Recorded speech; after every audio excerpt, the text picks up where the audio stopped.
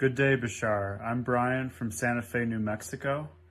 In one of your previous channeling sessions, you mentioned that New Mexico, specifically Santa Fe, and the ancestor vortex is a good place to change the weather or experiment with the weather.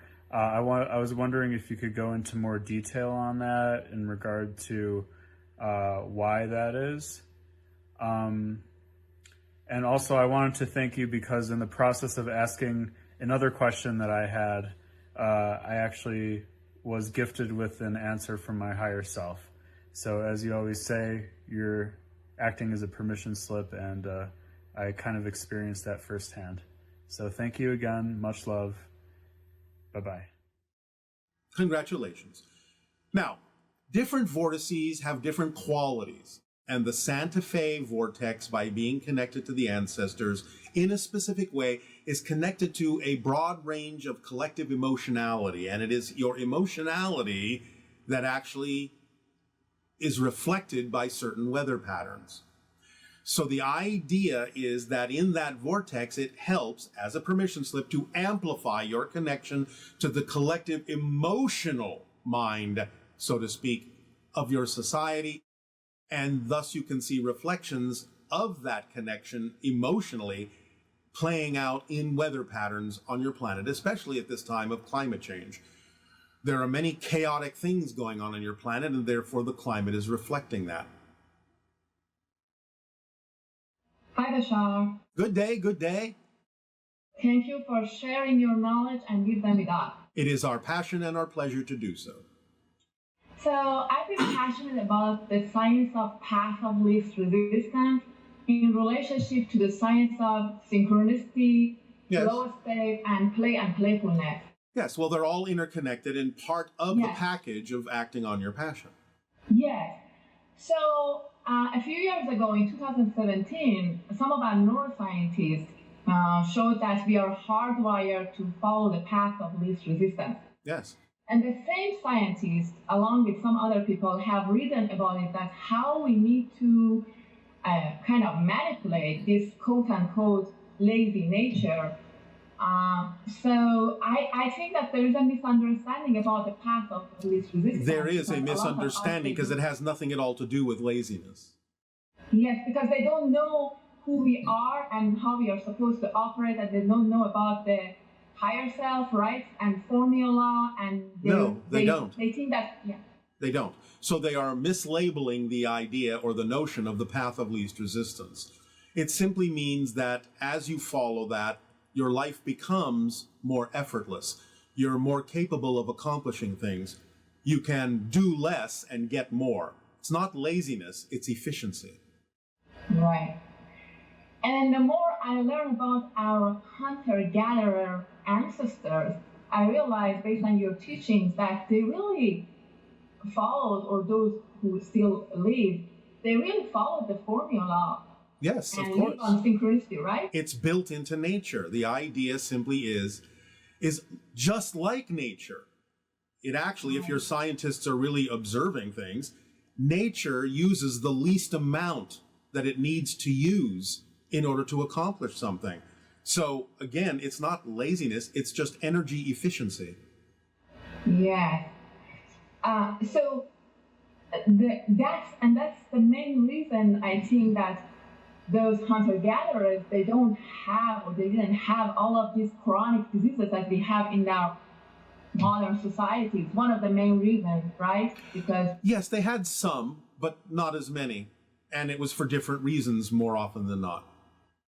Okay, and then like and it's not health related, but you can say that you don't answer, of course.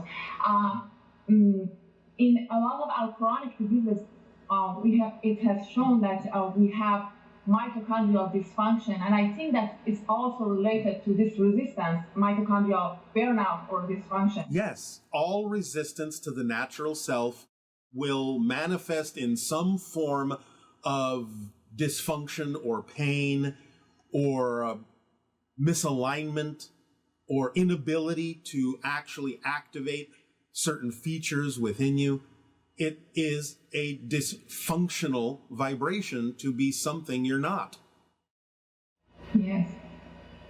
So my question now is, thank you for confirming this, because I wanted to be clarified and confirmed, and so I appreciate it. Yes. So now I have a question that if we want to, like, for example, measure this resistance, and maybe some scientists already probably do that and I'm not aware of it, but would it be one of the best way would be, like, for example, showing this mitochondrial dysfunction through oxidative stress and those things, or like through EEG patterns? Or Oh, it can be done in a number of ways. It's up to the imagination of the person and what they're attracted to use.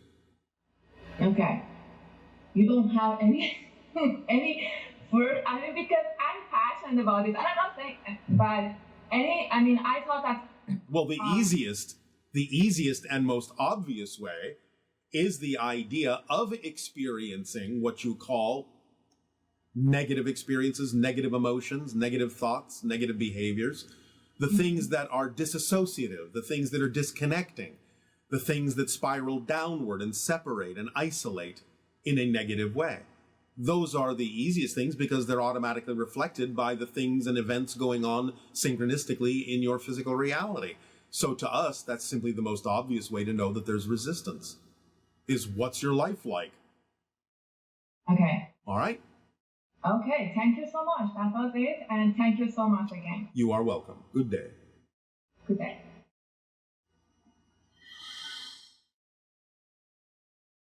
Hello, Bashar. Good day. This is Miguel from Puerto Rico.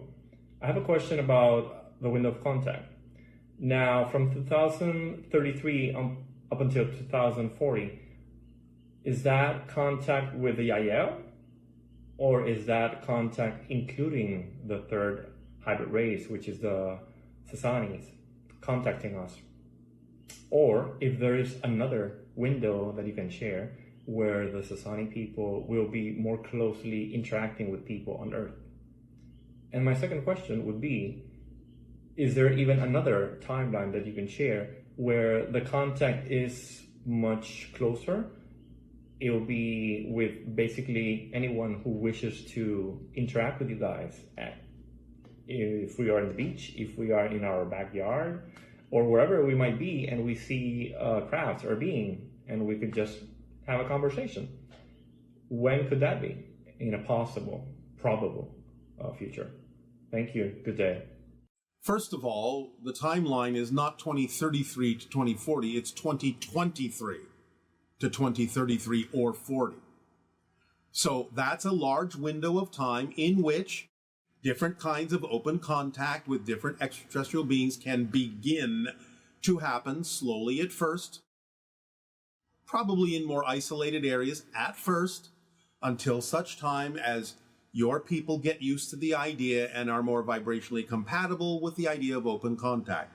Somewhere between 2023 and 2033, you will have open contact, not necessarily with the Yael first, but with another extraterrestrial being. But the Yael will be the first hybrid species to have open contact at the time when it is necessary to start bringing the children permanently to live among you on Earth. Sometime in that window, in those 10 years, 2023 to 2033, that process can begin, not end, but begin. Then, from 2033 to 2040, more likely that many other extraterrestrials, possibly including ourselves, will be able to interact with you along with many other beings. Certainly by 2050, you will have met many different extraterrestrials, including many members of our society, most likely. But the probabilities are always fluctuating a little bit, therefore we cannot be absolutely precise, because we will have to see where you are at any point in that window to determine what is appropriate for that particular moment. Hi. Good day. Thank you so much for talking with me today. It is our passion and our pleasure to do so. Thank you as well. I'd like to talk about a situation I have where I am highly sensitive to sound, hypersensitive to even small sounds. I'd like to know first what the origin is. I think my mom had the same situation, the same challenge. All right. Again, this to some degree is connected to a health issue, so we can only give you so much information. But what we can say is, as we perceive your overall vibration, the patterns of stress that you have in the past created in your life that lasted a long time have affected the nervous system in that area in a way that has stripped its buffering mechanism away to the degree that you are now hypersensitive to all vibrations that are sonic. So does that mean that as the stress I'm currently experiencing subsides, then this might be alleviated? If you can alleviate all the stress in your life by changing your outlook, your perspective, and your belief systems on every situation where you choose to experience stress, it's possible by the inclusion of certain substances within your body that are natural that you can rebuffer your nervous system so that the sensitivity will diminish. Wonderful. Thank you. That's very helpful. All right. I recently had an experience where there was banging on my wall between my bedroom and my office, and it didn't come from my neighbor or any source that I could detect. No, it came from you. It was from me? Yes, another aspect of your overall consciousness attempting to get your attention at that particular moment so that you would focus on different things. Because my internet went out right after that. Again, that's not unlikely when you are dealing with a surge of consciousness energy. It can affect electronic devices. And again, shutting down to get you to pay attention to other things. Okay, thank you. Yes. Can you clarify the difference between hope and expectations? Well, again, there may be many interpretations of this, even among your own people. Hope is a state of being that can be used in a positive way to remain in a positive state and fulfill the fourth requirement of the formula. In other words, remaining in a positive state so that you can gain the benefit of things. So hope as a state of being can be equivalent to that idea. At the same time, on the negative side, hope can also be the idea of a doubt that something will happen in the way that you prefer it to happen. I hope it happens, but I'm not sure. So it just depends on how it's being used. And the idea of expectation can be more of a hope that also carries insistence with it. I hope this happens in exactly this way because it must. Okay. If planet Earth is a holographic universe, can you share who or what species is co-creating that with us? Anyone that's aware of the idea of Earth, of course. Otherwise, they wouldn't be aware of it. So it's a number of different ET species working in this holographic universe with us? Well, yes, when we tell you that you have connections to Sirius or connections to the Greys or connections to any other extraterrestrial, those connections are representative of the fact that they're aware of you, and that means they're co-creating the idea of that relationship in their reality too. Otherwise, there would be no awareness, there would be no connection. And is there a purpose for having this holographic universe to communicate with us to bring us to being the sixth hybrid race? Is there a purpose to the holographic structure or a purpose to the connections? Both. Well, of course, the holographic structure is just the structure of existence. That's just the way it plays itself out in physical reality. So it doesn't need a purpose, that's just the way it's structured. But you can use it holographically to know that everything is accessible from any point, and therefore allow yourself to see distance as an illusion. You mentioned recently that there's a mothership not far from our planet right now. It's not a mothership, it's a space station. Space station. Is that involved in this this experiment or this? I suppose you're missing the point here.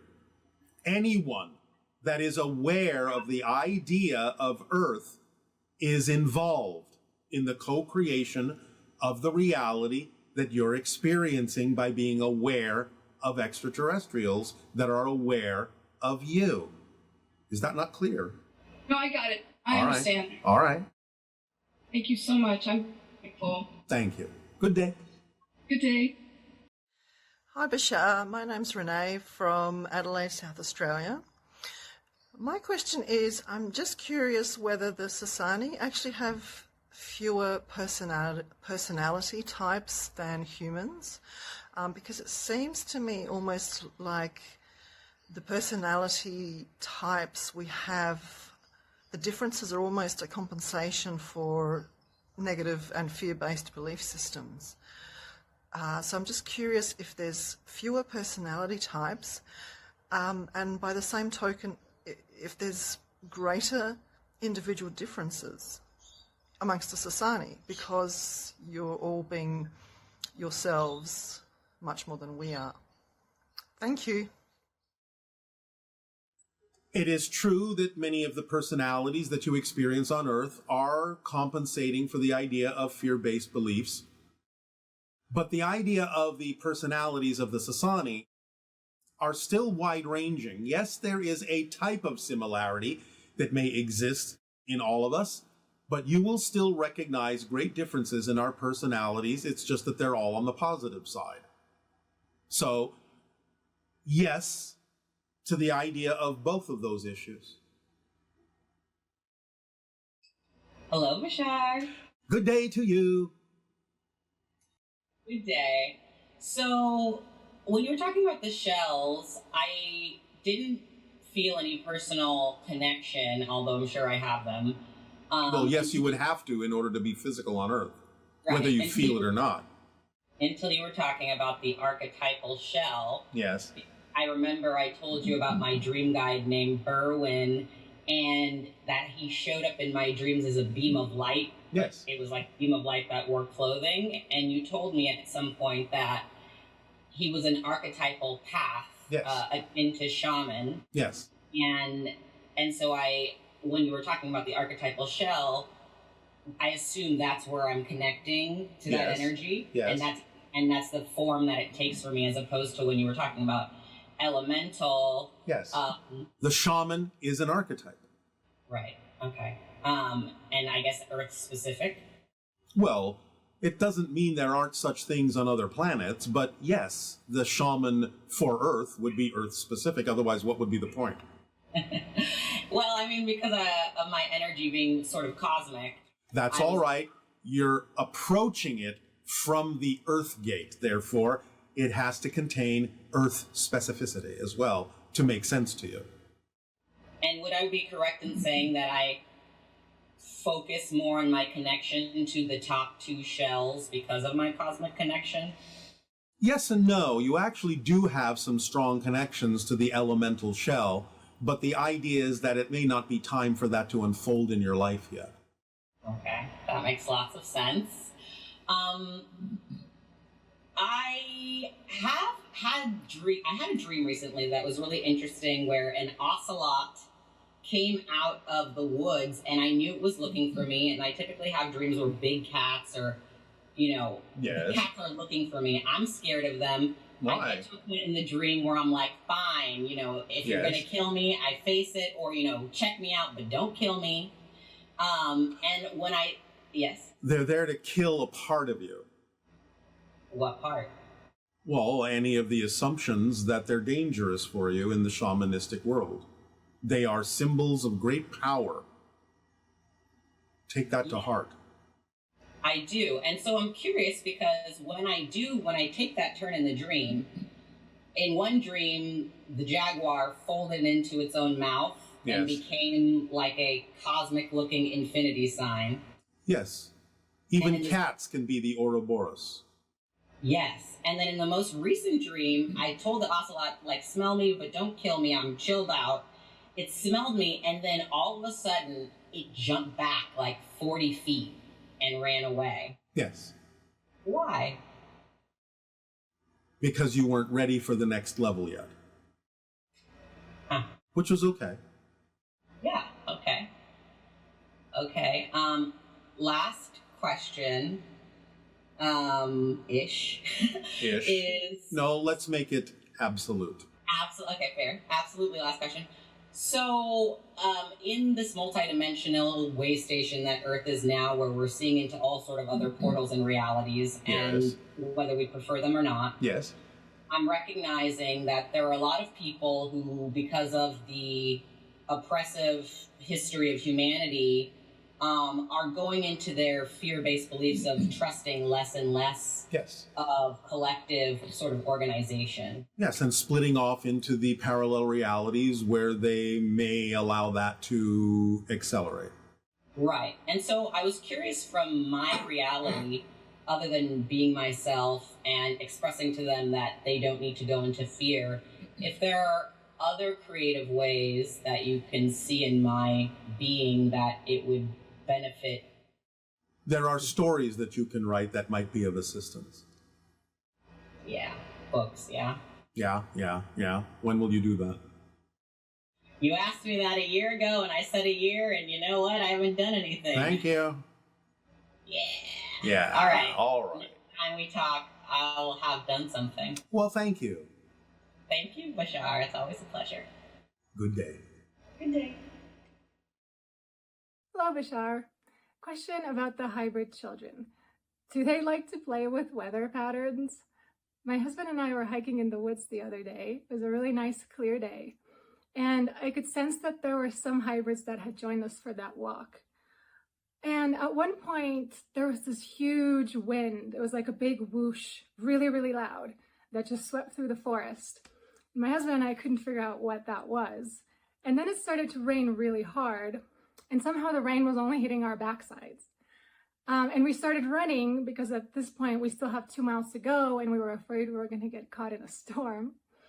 And as we're running, the rain and the wind stop. And then we slow down and then it starts again and we start running again. And the entire time I have the distinct feeling that we're being laughed at and like playfully messed with. And it was something like I got a telepathic impression that one of them had said to the other, "Oh, watch how fast they run if we turn up the wind a little bit." And I was wondering, is this something the hybrids do for fun? Play with weather? Thanks. Yes, sometimes they are a little bit mischievous and they like to play games like that. But we will say that in the case you are mentioning, while they may have been involved, they weren't the only beings involved in that. Many beings can be quite playful and use elements of your reality to play those games and tricks on you to see what you will do. And they do get enjoyment out of it, but they will never do it to the point where they harm you.